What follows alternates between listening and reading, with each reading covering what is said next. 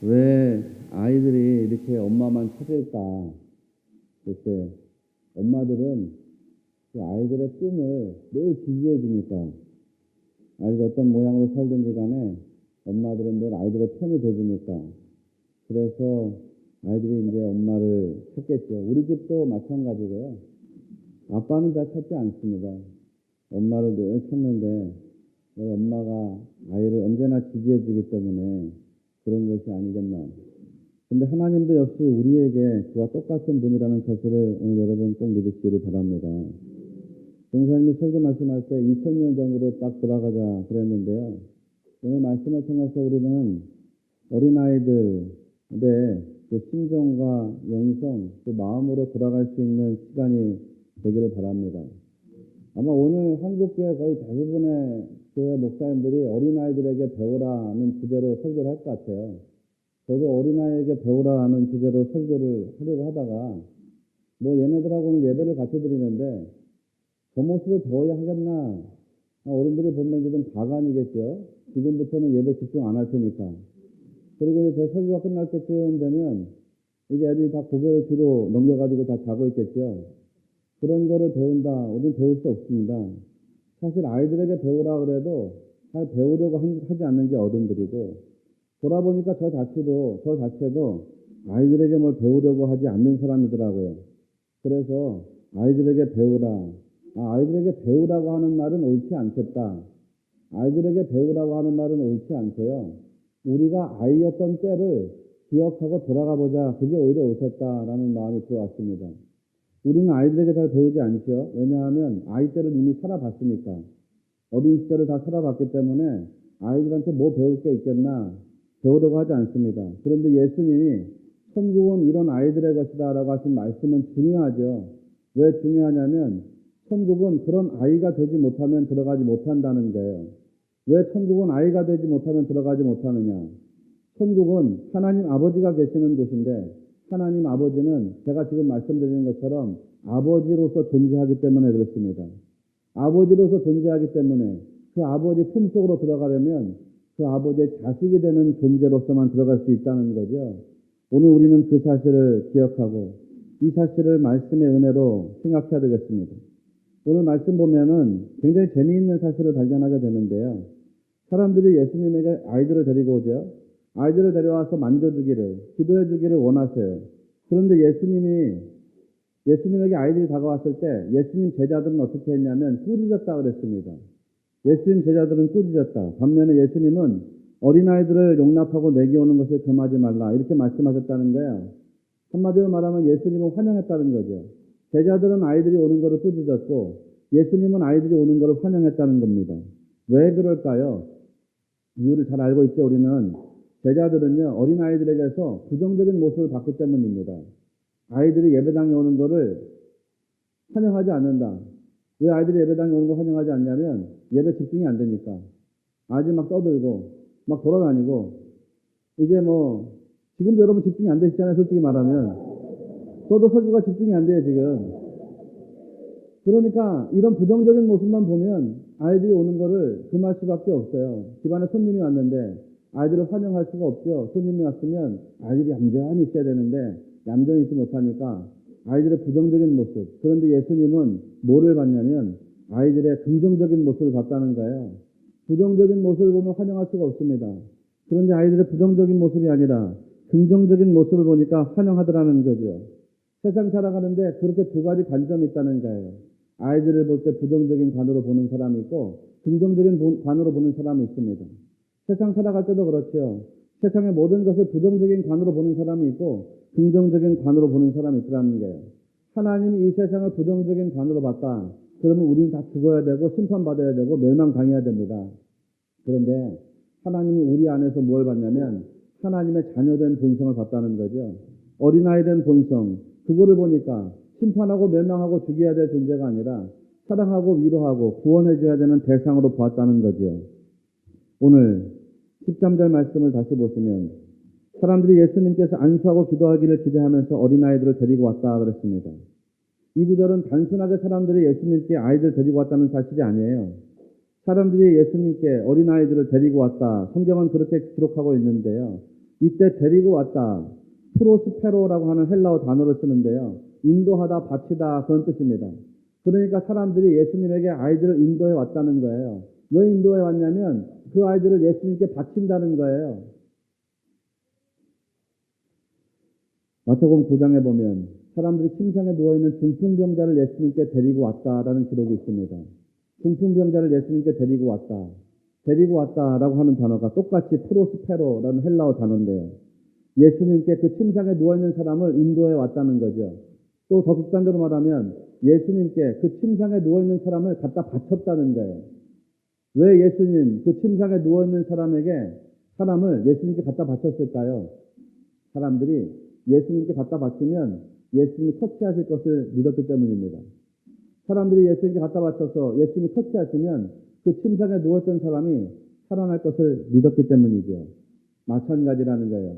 왜 예수님께 사람들이 아이들을 데리고 왔느냐? 왜 예수님께 사람들이 아이들을 갖다 바쳤느냐? 예수님이 그 아이들을 터치해 주시기를 원했기 때문이라는 거죠.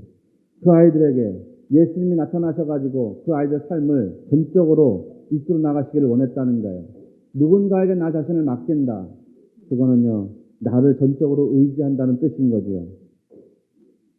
사람들은 예수님께 그 아이들을 맡겼다는 겁니다. 사람들은 예수님께 그 아이를 맡긴 것처럼 자기 자신들도 예수님께 맡김받기를 원했습니다. 그렇다면 무엇에 대해서 예수님께 의지하고 맡겼다는 뜻일까요? 한마디로 말하면 구원이죠. 사람들이 예수님께서 그 아이들을 향해서 안수하고 기도해 주심을 바라고 어린아이들을 데리고 왔다 그랬습니다. 예수님이 안수하고 기도하신다는 뜻이 뭐냐? 예수님의 기도가 들어가고 예수님의 뜻이 안으로 들어간다는 뜻이죠. 다시 말하면 한마디로 그 아이들이 예수님 사람이 된다는 겁니다. 예수님께 속한 사람이 되는 것. 마가복음 10장에 이와 비슷한 평행 본문이 나오는데요. 거기서는 이렇게 표현하고 있습니다. 사람들이 예수께서 만져주심을 바라고 어린아이들을 데리고 오매 그랬어요. 만져주심을 바라고. 여기서 만져주시다라고 하는 단어가 하포마이라는 헬라어 단어인데요. 소속하다, 붙이다 이런 뜻이에요. 사람들이 어린아이들을 예수님께 데리고 온 이유가 뭐냐면 예수님에게 소속되기를 바랐다는 거죠. 예수님께 붙어있기를 바랐다는 겁니다. 그래서 예수님께서 그 아이들을 이끌어나기를 원했기 때문에 이 사람들이 예수님께 아이들을 데리고 나왔다는 거예요. 마가복음에서 꾸짖는 제자들을 향해서 예수님이 노하셨다라는 표현을 씁니다. 단순하게 화를 낸 것이 아니라 극도로 불쾌하게 여기셨다는 표현이죠. 어린아이들이 예수님께 오는 것을 반대하는 것에 대해서 예수님이 극도로 불쾌하게 여기셨다. 그만큼 중요하다는 거예요. 천국을 들어가는 데 있어서 중요한 가치와 논리가 있는데 법칙이 있는데 그 법칙을 무시하려고 하는, 깨뜨리려고 하는 제자들 때문에 굉장히 불쾌했다는 것이죠. 그러면서 하시는 말씀이 뭐냐? 하나님의 나라가 이런 사람의 것이다 라고 말씀합니다. 그리고 아이들을 안으시고요. 축복하셨다는 거예요. 안으셨다라고 하는 표현도 마가복음에만 나오는데요. 어린아이들을 안으셨다. 예수님이 가슴 깊숙하게 그 아이들을 끌어안으셨다는 거예요. 부모가 어린아기를 가슴으로 끌어안는 것처럼 예수님이 어린아이들을 끌어안고 축복하셨다는 겁니다. 부모가 자기의 사랑하는 자녀를 품 안에 끌어안는 것처럼 예수님이 자기 자식을 품 안으로 끌어안았다는 거예요. 사랑하시는 여러분, 제가 지금 무슨 이야기를 하고 있냐면요. 하나님 나라에 받아들여지는 사람이 누구냐라는 말씀을 드리는 겁니다. 하나님 나라에 받아들여지는 사람, 누가 하나님 나라에서 받아들여지는 사람이 되느냐?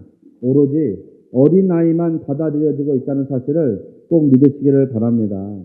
그러니까 이 메시지는 누구를 향한 것이냐면 예수님 믿고 천국 영생을 얻으려는 사람에게 하시는 말씀입니다. 하나님 나라에 들어가려면 어떤 존재가 되어야 되느냐? 어린아이가 되어야 된다는 거예요. 어린아이에게 뭘 배우는 게 아니고요.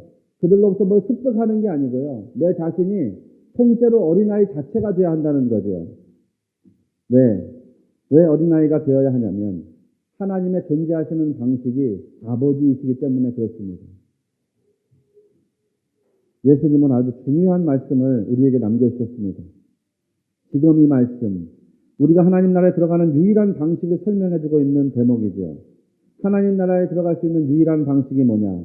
어린아이가 되는 방식으로만 들어간다는 거예요. 계속 말씀드리지만 이유는 딱 한 가지입니다. 하나님께서 존재하시는 방식이 아버지이시기 때문이라는 거예요.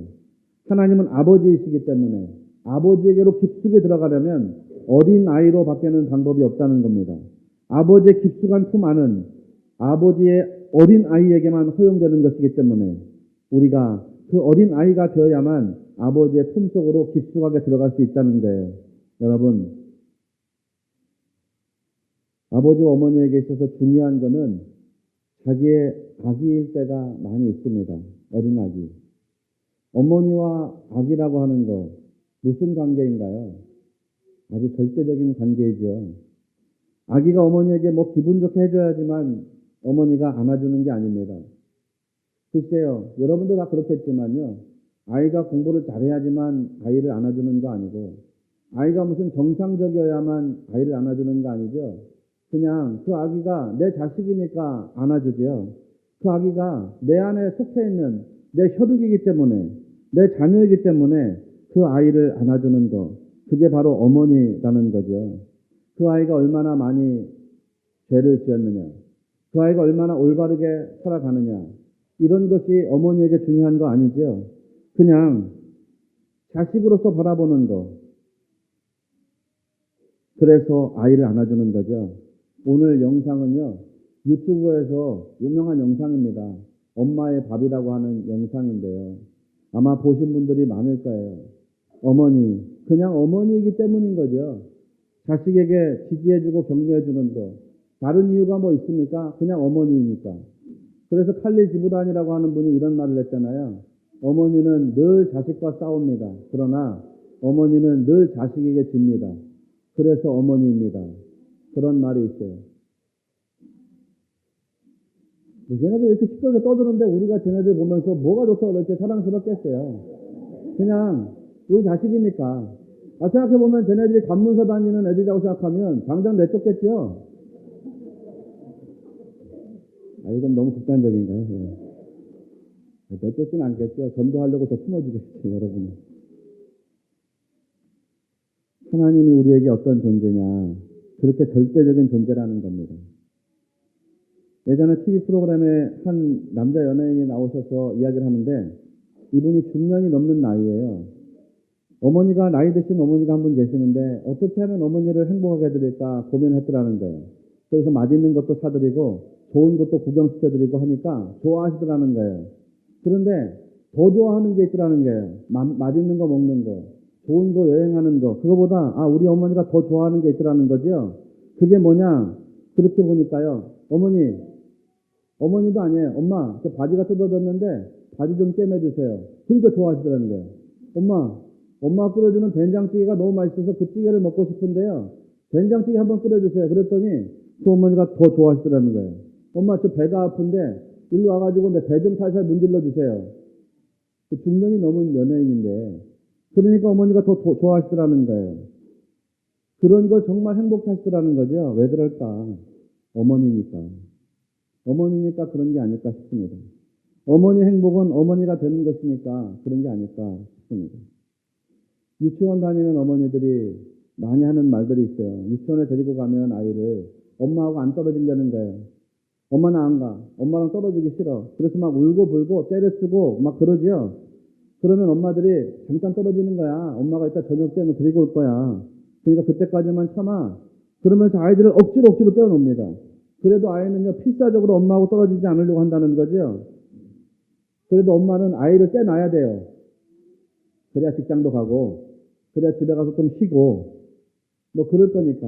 그래가지고 억지로 아이를 딱 떼놓고 유치원에서 돌아서게 되면요, 그렇게 떨어지지 않겠다고 울고 불고 떼쓰는 아이가요, 다른 아이 만나가지고 신나게 놀더라는 거예요. 그 모습을 바라보면서 유치원 다니는 엄마들이 하는 얘기가 두 가지라는 거예요. 하나는 그렇게 떼어지니까 한편으로는 마음이 편하기도 하고 또 한편으로는 그렇게 떨어져가지고 바로 엄마를 잊어버리고 다른 아이하고 노는 모습을 보니까 서운하고 섭섭하더라는 거예요. 여러분, 왜 그럴까? 그것도 어머니이기 때문이죠. 이 방식. 바로 이런 관계 방식으로 우리가 하나님 아버지와 맺어져야 한다는 겁니다. 예수님이 천국이 이런 사람의 것이니라 말씀하셨습니다. 그러면 여러분, 하나님 아버지에게 기쁨이 되는 어린아이가 되어야 되겠죠. 하나님 나라를 어린아이의 방식으로 받아들이는 사람이 되어야 하겠지요. 그러면 하나님 나라를 어린아이의 방식으로 받아들인다는 게 또 뭘까? 한번 생각해 봐야 되겠지요. 하나님 나라를 어린아이로 받아들인다고 하는 거. 그래서 오늘 말씀을 보면요. 어린아이들에게 안수하시고 난 뒤에 무슨 이야기가 나오냐면 부자 청년에 관한 이야기가 나옵니다. 어린아이에게 안수하시는데 어린아이의 방식으로 살아가야 된다는 거. 어린아이의 방식으로 하나님과 접촉해야 한다는 거. 어린아이의 방식으로 하나님과 만나야 한다는 말씀을 하셔야 되는데 그 뒤에 바로 뭐가 붙어서 나오냐면 부자 청년 이야기가 나온다는 거예요. 결론적으로 말씀드리면요. 어린아이의 방식은 부자 청년의 방식하고는 전혀 궤를 달리하는 방식이라는 거죠. 부자 청년의 방식은 어떤 방식입니까? 한 사람이 예수님에게 왔습니다. 마태복음 19장 16절 말씀에 선생님, 내가 무슨 선한 일을 하여야 영생을 얻으리이까? 부자 청년인데 자기가 뭔가를 해서 영생을 얻겠다고 생각합니다. 자기가 뭔가를 해서 영생을 얻겠다는 거예요. 예수님이 부자 청년에게 아세레트 하데바림, 우리가 10계명이라고 알고 있는 부분을 말씀하시니까 자기는 어려서부터 다 지켰다는 거예요. 그러니까 예수님이 내 소유를 다 팔아서 가난한 자들에게 주라. 그리고 와서 나를 따르라. 이렇게 말씀하십니다. 그러니까 이 청년은 재물이 많아서 근심하고 돌아갔다는 거죠. 여러분, 이 청년의 상태가 어떤 상태냐? 어린아이가 되지 못한 상태라는 겁니다. 재물이 많다고 했지요. 단순히 돈이 많다는 게 아닙니다. 성경에서 말하는 부자라고 하는 존재들은요, 자기의, 자기 지식, 자기 노력, 자기 자랑, 이게 많은 사람들을 부자라고 말합니다. 그러니까 자기가 10계명을 어려서부터 다 지켰다고 했는데요, 그 정도를 자기가 해낼 수 있는 사람이라는 거예요. 이 사람이 어떤 사람이냐? 자기 스스로를 의롭다고 여기는 사람입니다. 나는 세상 와가지고 다른 사람한테 피해를 준 적이 없어. 나는 교회를 다니면서도 다른 사람한테 실망 준 일이 없어. 다른 사람한테 피해 준 일이 없어. 나는 신앙생활 하면서 다른 사람한테 뭐 해코지 한 일도 없고 다른 사람한테 손해본 일도 없어. 라고 말하는 거죠. 지금 뭔 얘기를 하고 있는 건가요? 이 사람이 자기의 의를 이야기하는 거예요. 그런데 여러분 잘 알지만 내가 교회 와서 다른 사람을 해코지 하지 않았다. 이거 가지고 천국 갈 수 있습니까? 내가 신앙생활 하면서 다른 사람한테 피해 주지 않았다. 이거 가지고 천국 갈 수 있습니까? 나는 신앙생활 하면서 도덕적으로 윤리적으로 올바른 삶을 살았다. 이거 가지고 천국 갈 수 있습니까? 없지요. 장로님 정답이세요. 이거 배웠는데. 없죠. 천국은 내 의로 가는 게 아니기 때문입니다. 내 율법으로 가는 게 아닙니다. 천국은 오로지 하나님 아버지를 신뢰하는 전적인 믿음으로 가는 것이기 때문에 그렇죠. 예수님이 바로 그런 상태를 부자라고 말씀하시는 거예요. 예수님 뭐라고 하십니까? 그걸로는 부족하다. 자기를 자랑하는 그런 것으로는 영생을 얻을 수 없다는 거죠. 진짜 영생을 얻고 싶냐? 진짜 영생을 얻고 싶다면 청년이 가지고 있던 그런 의로움들, 그런 자랑들 다 팔아가지고 가난한 사람들에게 넘겨줘야 된다는 거예요. 청년도 가난한 자가 돼야 한다는 거죠. 가난한 자. 심령이 가난한 자는 복이 있나니 천국이 그들의 것이며 라고 했습니다. 가난한 자라고 하는 의식. 나는 나를 의지할 게 전혀 없다는 거. 하나님, 나는 살고 보니까 내 지식으로 구원 얻는 것이 아닙니다. 나는 사실을 깨달았습니다. 하나님 살고 보니까 내 부유, 내가 가지고 있는 부유함으로 구원을 얻는 것이 아닙니다. 나는 사실을 깨닫게 됐습니다. 하나님 살고 보니까 내가 쌓아온 모든 어떤 의로운 것으로 구원에 이를 수 없다는 사실을 알게 되었습니다. 그러니 하나님, 나는 가난한 자입니다. 나는 가진 것이 없습니다. 오로지 하나님께 대한 믿음 한 가지밖에 없습니다. 이렇게 고백할 수 있는 사람, 그렇게 가난해진 사람, 자기 의도 없고 자기 확신도 없는 사람, 어린아이가 어머니에게 절대적으로 의존하는 존재인 것처럼 하나님만을 절대적으로 의존할 수 있는 사람, 그런 사람들만이 하나님 나라로 들어갈 수 있다는 사실을 꼭 믿으시기를 바랍니다. 부자 청년은 그렇게 아이가 되는 일에 실패했다는 거예요. 자기가 이루어 놓은 것을요, 내려놓을 수 없었다는 거예요. 그러면 진짜 하나님 나라를 어린아이처럼 받아들이는 모습이 뭐냐? 마태복음 19장 말씀에 뒤로 가면 두 맹인에 관한 이야기가 나오는데요. 마가복음에 가면 그 맹인을 정확하게 이름을 지칭해가지고 표현합니다. 마가복음 10장으로 가게 되면요. 어떤 사람의 이야기가 나오냐? 우리가 잘 아는 맹인이었던 거지 바디메오 이야기가 나오죠. 거지 맹인 바디메오 이 모습을 통해서 아버지가 그품 깊숙이 안아주는 상태를 보여주고 있습니다. 예수님이 여리고를 지나가시는데 맹인 거지 한 사람, 그 사람 바디메오가 예수님이라고 하는 말을 듣고 소리를 지릅니다. 마가복음 10장 47절에 나사렛 예수시란 말을 듣고 소리질러 이르되 다윗의 자손 예수여 나를 불쌍히 여기소서. 소리를 질러라고 하는 말, 언젠가 드린 말씀이 있는데요. 크라조라고 하는 말입니다. 깍깍 울다라는 뜻이고요. 본질적으로 들어가면 아주 서름이 복받치는 상태, 물에 빠져가지고 살려달라고 아우성치는 상태, 이게 크라조거든요. 그러니까 바디메오가 예수님을 향해서 크라조, 나는 죽을 수밖에 없는 상태, 지금 물속에 빠져가지고 죽어가는 상태라는 것을 예수님께 이야기하는 거라는 게, 자기 상황을 예수님께 고백하는데 아주 절체절명입니다. 예수님 나 이거 아니면 죽습니다 라고 하는 심정으로 예수님께 소리를 지르는 거, 그게 지금 거지 바디메오의 상황이라는 거죠. 그리고 나서 예수님이 그 거지 바디메오를 부릅니다. 어떻게 나오냐? 마가복음 10장 50절에 맹인이 겉옷을 내버리고 뛰어 일어나 예수께 나오고는 그런 표현이 나와요. 자기의 겉옷을 던져버렸다는 거죠. 이 겉옷이 거지 바디메오에게는 뭐냐면 자기 의입니다. 자기 의. 자기 확신, 자기 의. 그러니까 여러분, 맹인이었던 거지 바디메오가 자기 의라고 가지고 있는 게 큰 거겠어요? 작은 거겠어요? 지극히 작은 거죠? 지극히 작은 거. 이 바디메오가 지금 뭘 보여주고 있냐면요. 아주 지극히 작은 자기 의라도 그거를 내버리고 예수님께로 달려갔다라는 거예요. 이거 이해가 되십니까? 아주 지극히 작은 자기 의. 내 안에 있는 작은 의. 아주 큰 의가 아니고요.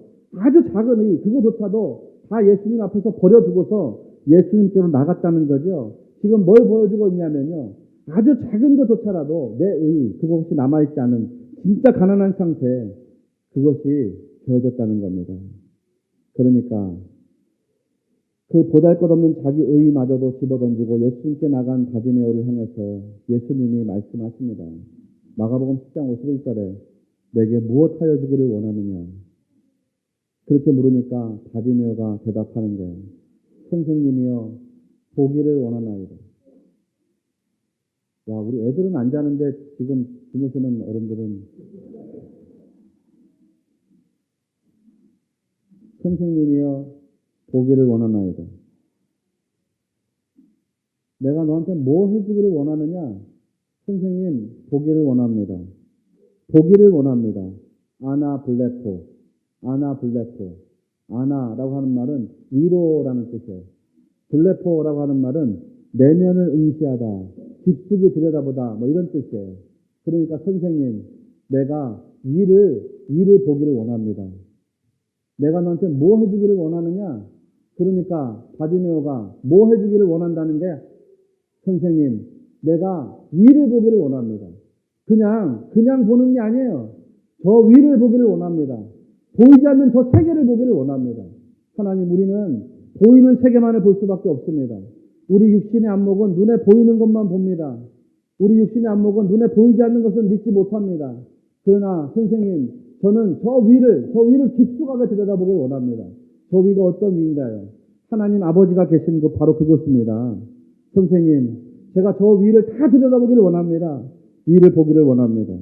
여러분, 이게 하나님 나라에 들어갈 수 있는, 하나님 나라에서 하나님께서 우리를 받아들이시는 방식이라는 거예요.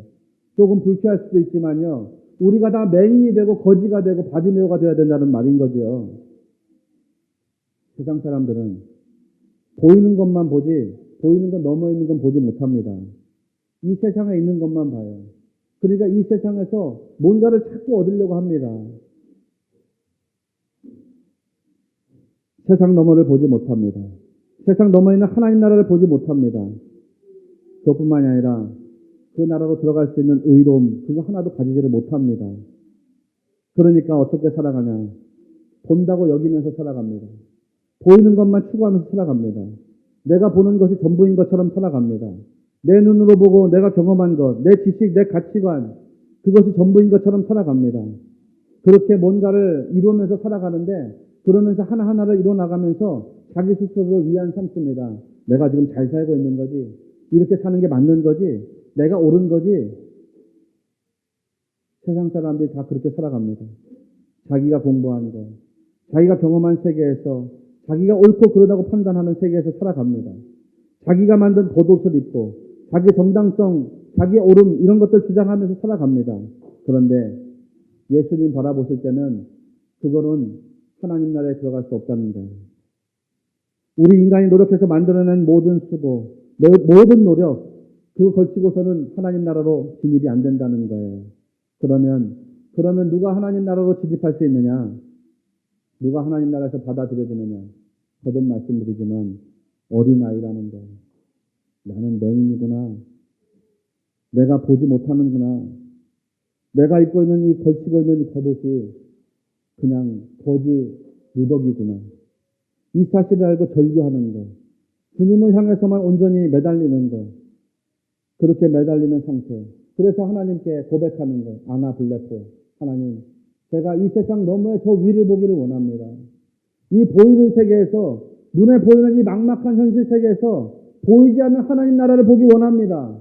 그 눈뜨기를 원합니다. 위를 보기를 원합니다. 이렇게 고백하는 어린아이가 될 때에 우리에게 하나님 나라가 보여지게 된다는 사실을 꼭 믿으시기를 바랍니다. 인간은 누구나 다 이중성을 가지고 있어요.